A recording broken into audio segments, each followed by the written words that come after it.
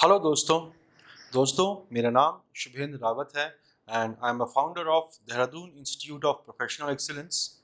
दोस्तों आज का वीडियो बहुत बेहतरीन होने वाला है और आज के वीडियो में हम जानेंगे पर्सनल लोन क्या होते हैं, पर्सनल लोन के फीचर्स क्या होते हैं, कौन कौन पर्सनल लोन ले सकता है और पर्सनल लोन के लिए आपको क्या क्या डॉक्यूमेंटेशन अपने रिस्पेक्टिव बैंक्स में सबमिट करने होते हैं। दोस्तों बिफोर आई प्रोसीड मैं आपको बताना चाहूँगा हमारा एक्सक्लूसिव प्रोग्राम है जिसका नाम है एलीट इंटरव्यू क्रैकिंग प्रोग्राम। दोस्तों इस प्रोग्राम में हम अंडर ग्रेजुएट्स को और पोस्ट ग्रेजुएट्स को इन डेप्थ रेडी करते हैं ताकि वो अपना जॉब इंटरव्यू क्लियर कर पाएँ और अपना career as a professional start कर पाएँ। क्लासेस हमारी ऑनलाइन चलती हैं दोस्तों, ठीक है। चलिए दोस्तों हम आगे बढ़ते हैं आज के मेन टॉपिक के ऊपर। अब देखिए पर्सनल लोन का नाम आप सभी ने सुना होगा, आप सभी के किसी न किसी बैंक में अकाउंट्स तो होंगे। आपने या आपके माता पिता ने कभी ना कभी कोई ना कोई तो लोन लिया ही होगा। तो दोस्तों बैंक में कई प्रकार के लोन्स बैंक ऑफर करता है जिनमें से कि एक है personal loan, home loan, home renovation, gold loan, loan against credit card, loan against shares, loan against your other items. तो कई प्रकार के लोन्स आप बैंक से ले सकते हो, उनमें से एक सिंपलेस्ट फॉर्म ऑफ लोन है जिसे हम कहते हैं पर्सनल लोन। अब दोस्तों पर्सनल लोन कैसे डिफरेंट है बाकी लोन से, ठीक है। तो सबसे पहले दोस्तों आपको ये समझना होगा कि पर्सनल लोन होता क्या है। देखिए सवाल में ही जवाब है, नाम में ही जवाब है, पर्सनल लोन। तो वो लोन जो आप अपने पर्सनल कंजम्पशंस के लिए लेते हैं उसको हम कैटेगराइज कर सकते हैं पर्सनल लोन की कैटेगरी में। अगर किसी को घर में कोई शादी है, कोई फंक्शन है, आप पर्सनल लोन के लिए आवेदन कर सकते हैं। आपको गॉड फॉरबिड्स भगवान ना करे कभी मेडिकल इमरजेंसी हो जाए, आप उसके लिए लोन लेते हैं तो वो पर्सनल लोन की कैटेगरी में आता है। अगर कोई लोन लेता है घूमने के लिए, वेकेशन के लिए, तो वो भी पर्सनल लोन की कैटेगरी में आता है, ठीक है। तो हम अगर बात करें आसान भाषा में, पर्सनल लोन वो लोन होता है जो हम एक व्यक्ति अपने पर्सनल कंजम्पशन के लिए बैंक से उधार लेता है, उसको हम पर्सनल लोन हम कह सकते हैं। अब दोस्तों सबसे डिफरेंट जो फीचर होता है पर्सनल लोन का as compare to other loans, उसको हम कह सकते हैं दोस्तों कि पर्सनल लोन को हम अनसिक्योर्ड लोन भी कहते हैं, ठीक है। अनसिक्योर्ड लोन, आपको अगर ज़मीन के ऊपर अपना घर बनाना है and you want to apply for the home loan, तो आपकी ज़मीन as a collateral, as a guarantee के रूप में बैंक में आप ज़मीन के कागज़ जमा करते हो। आपको अगर लेना है कार लोन तो आपकी जो गाड़ी है वो आपकी एज अ सिक्योरिटी के रूप में काम करती है। वहीं अगर आपको लेना है गोल्ड लोन तो आपका गोल्ड जो सोने के आभूषण हैं जो आप बैंक में जमा करते हो वो एज अ कोलेट्रल सिक्योरिटी के रूप में काम करते हैं। पर यहाँ पे सिंस पर्सनल लोन में आपको कुछ गिरवी नहीं रखना होता अपने बैंक में, तो पर्सनल लोन को दोस्तों हम कैटेगराइज कर सकते हैं आसान भाषा में अनसिक्योर्ड लोन। कस्टमर को कुछ भी गिरवी नहीं रखना होता, इसीलिए दोस्तों पर्सनल लोन में जो ब्याज होता है, जो आपका रेट ऑफ इंटरेस्ट होता है, वो rate of interest as compare to other loans थोड़ा सा हायर रेट पे होता है।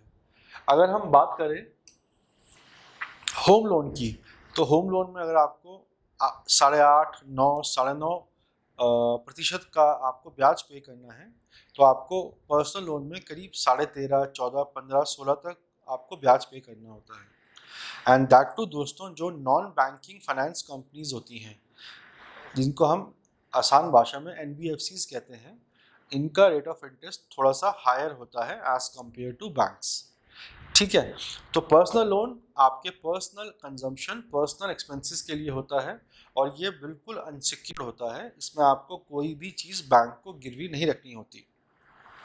अब दोस्तों जैसे मैंने आपको बताया कि पर्सनल लोन आपका पर्सनल रिक्वायरमेंट के लिए होता है, ठीक है, और ये अनसिक्योर्ड लोन होता है।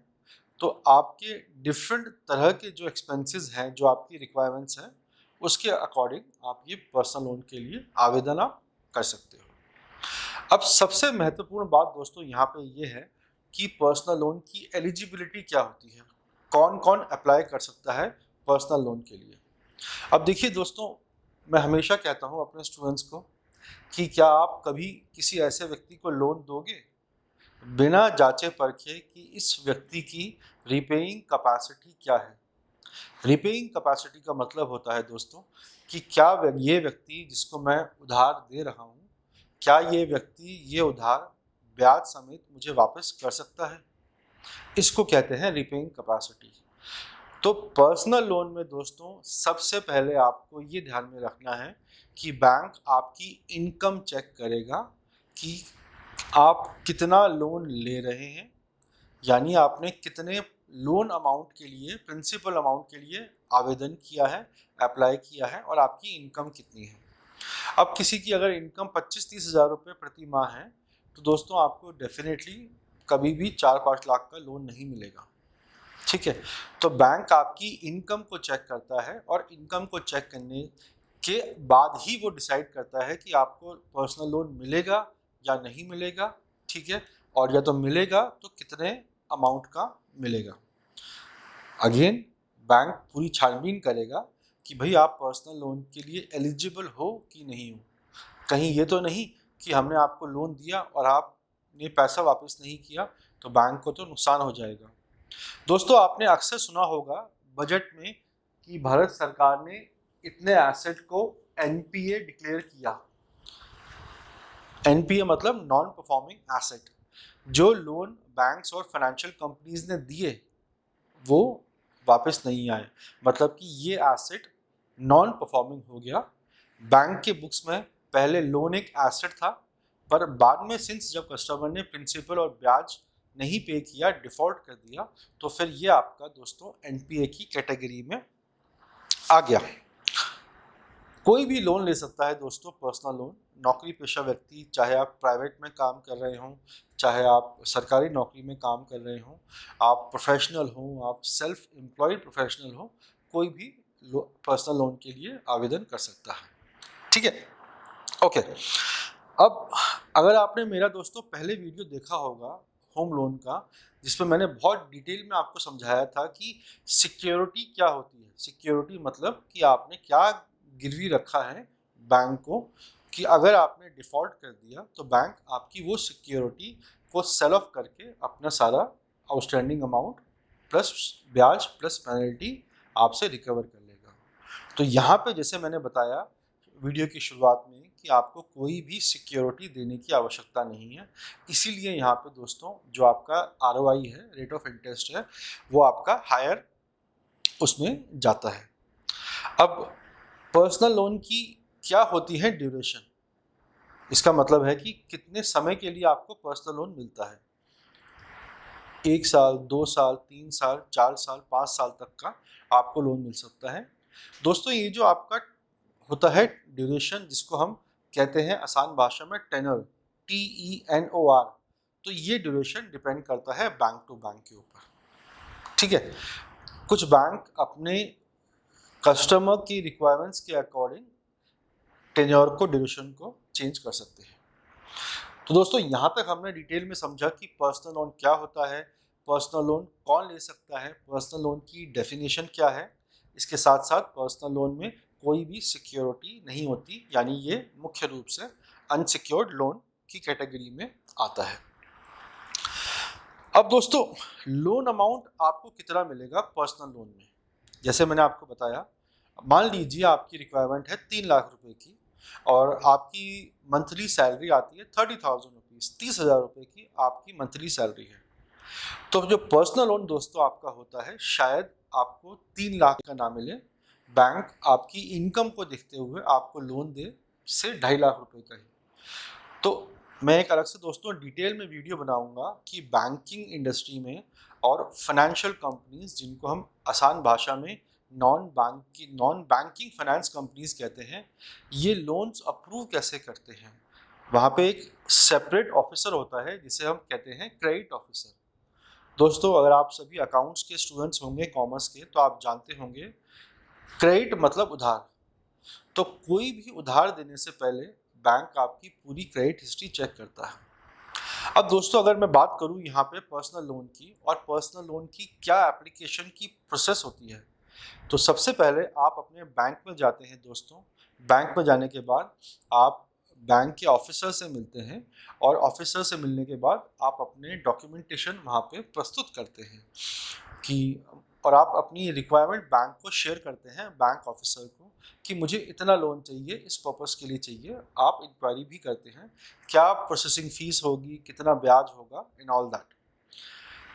अब बैंक ने आपके डॉक्यूमेंटेशन लिए, बैंक ने आपका Aadhaar card, PAN card, photograph, application form लिया और बैंक अब क्या करेगा, आपकी एप्लीकेशन को अपने क्रेडिट ऑफिसर के पास भेज देगा। याद रखिए दोस्तों, आपके बैंक के जो ऑफिसर्स होते हैं, जो आपको फ्रंट में मिलते हैं ब्रांचेस में, वो लोन अप्रूव नहीं करते हैं। अप्रूव कौन करता है? अप्रूव करता है दोस्तों क्रेडिट ऑफिसर। अब जब ये एप्लीकेशन चली जाएगी अब उस बैंक के क्रेडिट ऑफिसर, क्रेडिट अधिकारी के पास, तो फिर वो आपकी पूरी रिपेइंग कैपेसिटी को एनालाइज करेगा। आसान भाषा में दोस्तों ये एक केस स्टडी की तरह क्रेडिट ऑफिसर आपकी पूरी प्रोफाइल को एनालाइज करता है। क्या क्या चेक करता है वो? सबसे पहले आपका वो चेक करता है आपकी इनकम।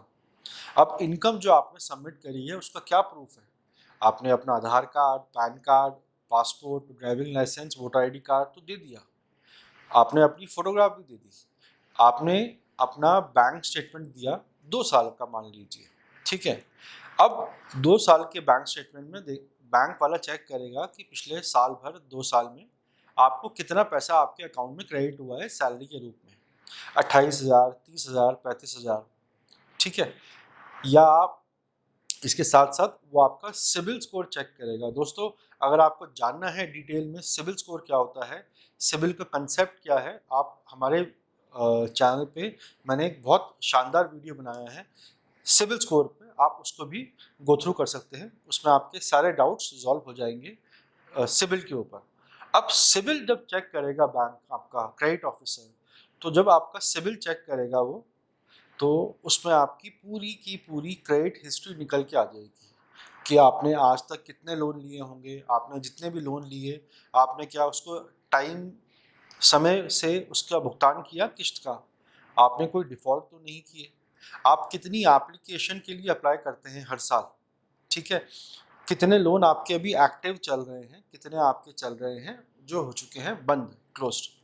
तो वो सारी जानकारी दोस्तों आपके बारे में एकत्रित करेंगे। तो 2 फैक्टर मुख्य रूप से डिपेंड करते हैं दोस्तों, पहली आपकी इनकम, सेकंड आपकी क्रेडिट हिस्ट्री यानी सिबिल स्कोर। इसके बेसिस पर वो एक पूरा एक रिपोर्ट बनाते हैं और वो रिपोर्ट फिर आपको अप्रूव करके देते हैं कि हाँ जी हम आपको इतने अमाउंट का लोन दे सकते हैं। जैसे मैंने कहा कि आपकी रिक्वायरमेंट अगर 3 लाख की है तो बैंक कहेगा नहीं, हम आपको आपकी इस सैलरी के बेसिस पर 3 लाख नहीं, सिर्फ 2,30,000 तक ही लोन अप्रूव कर सकते हैं। हाँ, आप चाहें तो आप फिर दूसरे बैंक में भी अप्लाई कर सकते हैं और आप वहाँ जाकर माइट भी आपको 2,30 की जगह 2,60, 2,70 या 3 लाख तक ही शायद आपको पूरा लोन अमाउंट मिल जाए, ठीक है। तो दोस्तों ये होती है डिटेल में पूरी प्रोसीजर, पूरी प्रोसेस पर्सनल लोन के एप्लीकेशन की। अब दोस्तों अगर मैं आपको बात करूं कि ईएमआई कैसे आपको पे करनी होती है, जैसे एक नॉर्मल ईएमआई होती है बाकी लोन की, आपको हर महीने जितना आपका टाइम ड्यूरेशन है लोन का, चाहे 2 साल हो, चाहे 3 साल, चाहे 5 साल हो, आपको हर महीने अपनी ईएमआई पे करनी होती है। दोस्तों अगर आप जानना चाहते हैं ईएमआई क्या होता है, तो ईएमआई का फुल फॉर्म होता है इक्वेटेड मंथली इंस्टॉलमेंट। हालांकि कई लोग इसको इजी मंथली इंस्टॉलमेंट्स कहते हैं, पर इसको इक्वेटेड मंथली इंस्टॉलमेंट, जिसमें कि आपका प्रिंसिपल और आपका ब्याज जाता है मंथ ऑन मंथ। अब दोस्तों यहाँ पे ब्याज की अगर मैं बात करूँ रेट ऑफ इंटरेस्ट की, तो रेट ऑफ इंटरेस्ट यहाँ पे काफ़ी हाई होता है। आप कह सकते हैं 13%, 14, 15, 16, 17 भी हो सकता है, ठीक है। कई बार दोस्तों ये भी देखा गया है कि बैंक्स अगर आपका सिबिल स्कोर यानी आपकी क्रेडिट हिस्ट्री थोड़ी सी शेडी है, आप से आपने 1, 2, 3 बार डिफ़ॉल्ट करा हुआ है, तो बैंक आपको कहेगा कि ठीक है सर, हम आपको लोन दे सकते हैं इतना अमाउंट ही, बट आपको हम 13 की जगह 13.5% या 15% पर लोन देंगे। ठीक है, याद रखिए पर्सनल लोन दोस्तों अनसिक्योर्ड लोन है, और अनसिक्योर्ड लोन में बैंक का rate of interest definitely higher रहता ही रहता है। ठीक है, तो दोस्तों ये यहाँ तक हमने डिटेल में गो थ्रू किया कि पर्सनल लोन के क्या क्या फीचर्स होते हैं, और पर्सनल लोन की लोन एप्लीकेशन की जो डिटेल में प्रोसेस है वो क्या होती है। अब दोस्तों जहाँ तक मैं अगर बात करूँ डॉक्यूमेंटेशन की, तो डॉक्यूमेंटेशन मैंने आपको बता दिया है, आपको अपना आइडेंटिफिकेशन प्रूफ देना होता है, पैन कार्ड देना होता है, एड्रेस प्रूफ देना होता है, लेटेस्ट पासपोर्ट साइज फोटोग्राफ देनी होती है, इनकम स्टेटमेंट देना होता है, बैंक आपसे आपका बैंक स्टेटमेंट मांगेगा 1 साल 2 साल 3 साल जितने का भी वो मांगेगा, और आपको वो प्रोवाइड करना होगा। इसके साथ साथ बैंक चाहे तो आपकी सैलरी स्लिप भी मांग सकता है। मान लीजिए आप इन्फोसिस में काम करते हो, तो आपको हर महीने की एक सैलरी स्लिप तो मिलती ही होगी, तो एक सैलरी स्लिप भी वो आपसे मांग सकता है।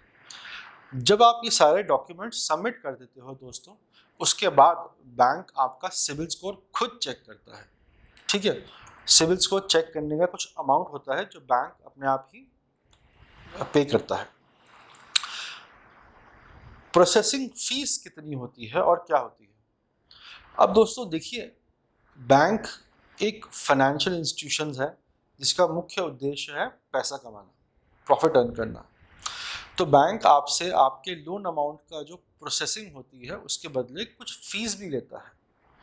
अब फीस वो क्या हो सकती है, मैं आपको अगर आसान भाषा में एक एग्जांपल देके समझाऊं, अगर आपने 1 लाख रुपए का पर्सनल लोन लिया है, तो बैंक आपसे 0.5% प्रोसेसिंग फीस ले सकता है। तो 1 लाख का दोस्तों 0.5 हो जाता है 500 रुपये। वैसे ही अगर आपने 5 लाख का लोन लिया है, तो 5 लाख का 0.5 प्रोसेसिंग फीस हो जाती है 0.5%, 2,500 रुपये। ये मैं आपको समझाने के लिए कह रहा हूँ। ठीक है, तो बैंक अपने चार्जेस भी कहीं ना कहीं आपसे रिकवर करता है। अब जहाँ तक बात आती है दोस्तों पार्ट पेमेंट की और प्री पेमेंट की, आप चाहें तो अपना लोन समय से पहले पूरा चुका सकते हैं। उसके लिए आपको थोड़ा सा कुछ एक्स्ट्रा पेनल्टी पे करनी होती है। मान लीजिए 1%। मान लेते हैं दोस्तों कोई 1 सितंबर 2024 को लोन लिया, और लोन लिया फॉर 2 ईयर्स, यानी 30 अगस्त 2026 तक वो लोन को चुकाना था, पर कस्टमर के पास आपके पास पैसा आ गया, आपने 1 साल के बाद ही उस लोन को चुकाने के लिए अपने बैंक में चले गए। अब देखिए, बैंक ने तो आपको लोन दिया था 2 साल के लिए, और अगर आप 1 साल में चले जाएंगे तो जो रिमेनिंग 1 ईयर बचा है उसका ब्याज तो बैंक के लिए लॉस हो गया, क्योंकि कस्टमर तो अपना लोन चुकाने पहले ही आ गया है। तो उस सिनेरियो में दोस्तों बैंक आपसे मान लीजिए 1% की पेनल्टी चार्ज कर लेगा। कितना 1%? जो आपका प्रिंसिपल बचा हुआ है उसका 1% बैंक चार्ज कर लेगा। तब भी आपके लिए फ़ायदेमंद का सौदा ही है, क्योंकि आप 1 साल के लिए जो ब्याज देने से आप बच जाएंगे। ये तो हो गया आपका प्री पेमेंट। कई बैंक्स दोस्तों पार्ट पेमेंट की भी फैसिलिटी प्रोवाइड करते हैं। पार्ट पेमेंट इसका मतलब होता है कि आप छोटे छोटे टुकड़ों में भी अपने लोन का प्रिंसिपल कम कर सकते हैं। मान लीजिए आपने 5 लाख रुपए का पर्सनल लोन लिया 15% के एनुअल ब्याज पे, तो आप अगर हर 3 महीने 4 महीने में 6 महीने में आप 30,000 40,000 50,000 भी आप पेमेंट कर सकते हो छोटे छोटे टुकड़ों में। कई बैंक्स अलाउ नहीं करते, शायद कई अलाउ करते भी होंगे। ठीक है, बैंक्स देता है फैसिलिटी आपको। हालांकि जब भी आप छोटे छोटे पार्ट पेमेंट्स भी करते हो, तब भी बैंक आपसे छोटा मोटा चार्जेस तो ले ही लेता है। सो आई एम श्योर दोस्तों कि आपको डिटेल में समझ में आया होगा कि आपका पर्सनल लोन क्या होता है, इसके फीचर्स क्या होते हैं। डिटेल में मैंने आप सभी के सामने नॉलेज शेयर करने की कोशिश करी है। अब दोस्तों अगर आप देख पा रहे होंगे कि जब आप अपना बैंक स्टेटमेंट देते हो बैंक को, या अपनी इनकम स्टेटमेंट देते हो बैंक को, तो बैंक आपसे आपका ITR भी मांगता है। इनकम टैक्स रिटर्न भी आपको बैंक में जमा करना होता है। दोस्तों income tax return I think आप सभी को पता होगा। इनकम टैक्स रिटर्न वो होता है जो आप भारत सरकार को, इनकम टैक्स डिपार्टमेंट को आप पूर्ण रूप से डिस्क्लोज करते हो कि मेरी साल की इनकम जितनी भी सोर्सेज है उस सोर्सेज से मेरी इनकम इतनी आ रही है। ठीक है, आपके माता पिता तो आईटीआर भरते ही होंगे। अगर आप नौकरी पेशा हैं, ठीक है, और आपकी तनख्वाह 2.5 लाख से ऊपर है तो आप सभी के लिए आईटीआर भरना अनिवार्य होता है। ठीक है, तो आपको आईटीआर देना होता है। अब दोस्तों यहाँ पे एक बहुत मेजर लेसन है आप सभी के लिए कि आपको आईटीआर भरना चाहिए, भले ही आपकी इनकम कम हो, पर अगर आप आईटीआर भर दोगे दोस्तों, इनकम टैक्स रिटर्न भर दोगे, तो आपको लोन लेने में सुविधा होगी। कई बार दोस्तों जब मैं बैंक में था तो कस्टमर की इनकम अगर थोड़ी ठीक ठाक भी है और कस्टमर ने अगर आईटीआर नहीं भरा तो हम भी थोड़ा सा उसको लोन देने में आनाकानी करते थे, क्योंकि आईटीआर जब आपने भर दी तो मतलब कि आपने भारत सरकार को डिस्क्लोज कर दिया है कि आपकी इतनी इनकम है, और अगर कोई टैक्स बनता है तो आपने टैक्स भी उसका भुगतान कर दिया। हालांकि आप बैंक को अपनी इनकम पूरी शो कर रहे हो बैंक स्टेटमेंट के द्वारा और अपनी सैलरी स्लिप के द्वारा, पर अगेन जितना डॉक्यूमेंटेशन आप दोगे उतना आपको सुविधा हो जाएगी बैंक से लोन उधार बोरो करने में, और बैंक को भी दोस्तों सुविधा हो जाएगी आपको लोन देने में। देखिए, जो व्यक्ति अपने कागजी कार्रवाई मजबूत रखता है, ठीक है, तो वो अमूमन ठीक ठाक अपना बैंकिंग सर्विसेज को यूज़ कर सकता है। अब देखिए दोस्तों, पहले का ज़माना और था जब सब कुछ मैनुअल था, पर अब तो दोस्तों सब कुछ ही ऑनलाइन है। तो आप अपना इनकम टैक्स रिटर्न ज़रूर भरिए, भले ही आपकी इनकम 3 लाख रुपए आ रही हो साल की, आपने किसी टैक्स लॉयर से या सीए से 500,000 रुपये दे के आप अपना आईटीआर तो दोस्तों भरा कीजिए। ठीक है, एक आखिरी डॉक्यूमेंट है दोस्तों इसमें very important, demand promissory note. अब दोस्तों नेगोशिएबल इंस्ट्रूमेंट एक्ट 1881, उसके अंतर्गत एक इंस्ट्रूमेंट होता है चेक के साथ अलग से, जिसे हम कहते हैं प्रॉमिसरी नोट। तो प्रॉमिसरी नोट भी आपको साइन करना होता है। आसान भाषा में आपको मैं समझाऊं, प्रॉमिसरी नोट मतलब कि आप एक एग्रीमेंट स्टैम्प पेपर पे साइन कर रहे हो अपने बैंक के साथ कि मैं कस्टमर ने आपसे पर्सनल लोन लिया है इस तारीख को, अमाउंट 5 लाख रुपए, ब्याज 14%। मैं आपको ये वचन देता हूँ कि मैं अपनी लोन की जो किस्त है EMI, that is equated monthly instalments, मैं तयशुदा समय पे पूरा पे करता रहूँगा। अगर मैंने डिफ़ॉल्ट किया तो जो भी उसमें टर्म्स एंड कंडीशन होंगी आपको उसको साइन करना होगा। तो इसको कहते हैं प्रॉमिसरी नोट। अगेन दोस्तों सवाल में ही जवाब है, प्रॉमिस जब आप करते हो किसी को कि मैं आपको ये सर्विसेज दूंगा या मैंने आपसे इतना पैसा लिया है तो मैं आपको इस पैसे का भुगतान प्लस ब्याज का भुगतान भी करूंगा इस समय तक, इसको कहते हैं promissory note. So I hope दोस्तों आपको क्लैरिटी मिली होगी प्रॉमिसरी नोट के बारे में। और आखिर में ईसीएस मैंडेट या फिर ऑटो डेबिट मैंडेट। दोस्तों वो ज़माने चले गए अब, जब आप कोई लोन लेते थे और आप लोन का जो ब्याज होता था, जो प्रिंसिपल होता था किस्त के रूप में, मैनुअली बैंक में जाकर पे करते थे। सब कुछ टेक्नोलॉजी आ चुकी है दोस्तों इंटरनेट की वजह से। तो आप क्या करते हो, आप जब पर्सनल लोन लेते हो तो आपसे बैंक पूछता है कि सर आपका क्या हमारे बैंक में अकाउंट है। मान लीजिए आप पर्सनल लोन लेते हो आईसीआईसीआई बैंक से, तो आईसीआईसीआई बैंक में आपका अगर अकाउंट है, ठीक है, तो आईसीआईसीआई बैंक उस अकाउंट का एक कैंसल्ड चेक साइन करा के आपसे लेगा। कैंसिल चेक का मतलब ये होता है कि आपने अपने अकाउंट का एक ऑर्डर पास किया है कि हाँ मैं डिक्लेयर करता हूँ कि मेरे इस अकाउंट से मेरी किस्त इस लोन की आप भर दीजिए 10,000 रुपये प्रति माह। ठीक है, इसे कहते हैं ऑटो डेबिट, मतलब कि जिस बैंक से लोन लिया है उसी बैंक में आपका सेविंग अकाउंट है।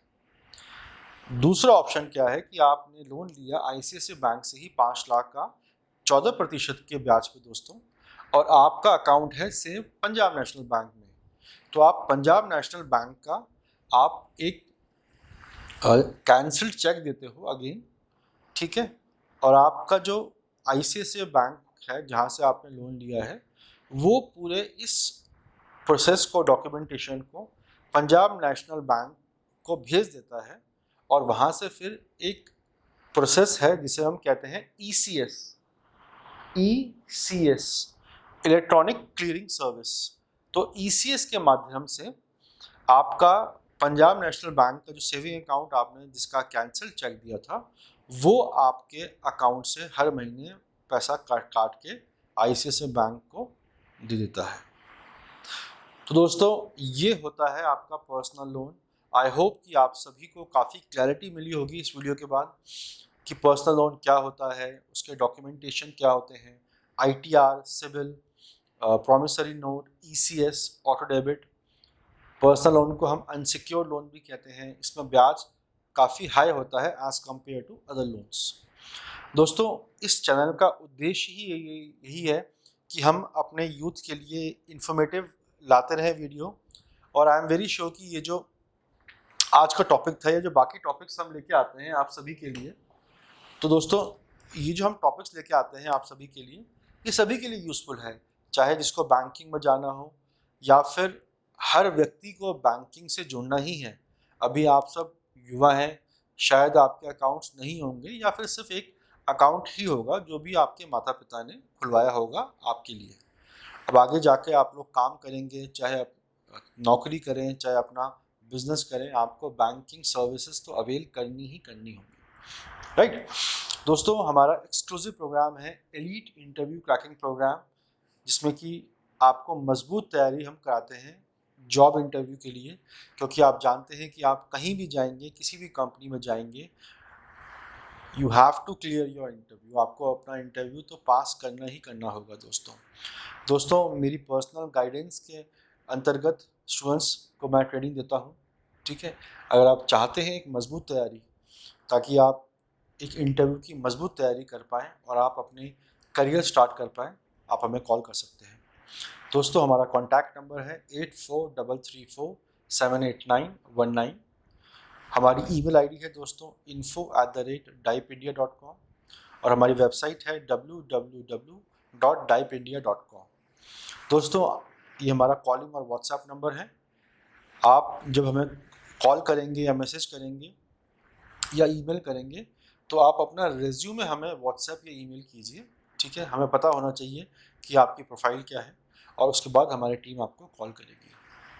दोस्तों आप सभी ने मुझे इतना समय दिया, इतने पेशेंस के साथ मेरे वीडियो को देखा, मैं आप सभी को बहुत बहुत धन्यवाद देना चाहूँगा। I wish you all the very best. दोस्तों मजबूत रखिए तैयारी अपनी, जिस फील्ड में आप जाना चाहते हैं, ठीक है। और याद रखिए कि प्रिपरेशन ही सब कुछ होती है। जितनी मजबूत तैयारी होगी उतना बेहतर आउटकम आपको हमें मिलेगा।